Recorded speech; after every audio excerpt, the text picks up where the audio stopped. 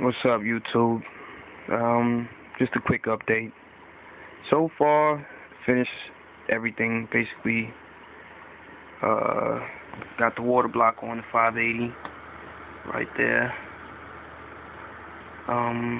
Got a Core i7 at it's like at 4 gigs right now, 4 gigahertz. I got behind there is 8 gigs of Corsair. My thermal tank, liquid coolant. I have a 750 watt power supply, X Connect. Right there is a Sparkle GT450. That's going to be my dedicated physics card. And there's my temps. I don't know if you can see that. Yeah, but you can see it. That's at idle. I haven't installed anything yet. The solid state drive is working pretty fine. It's a 64 gig Kingston V series. My front panel, let me just lift this back up. I know my room looks trashy, but I've been working all day. That's the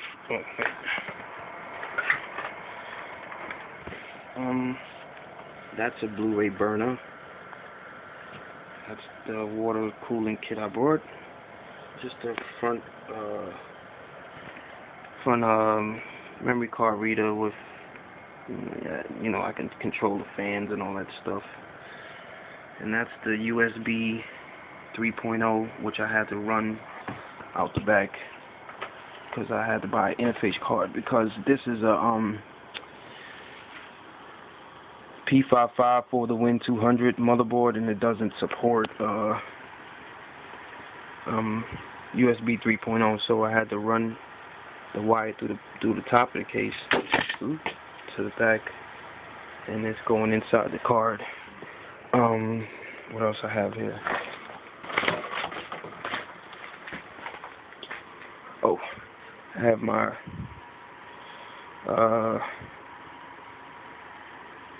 this is the Rat 9 wireless mouse.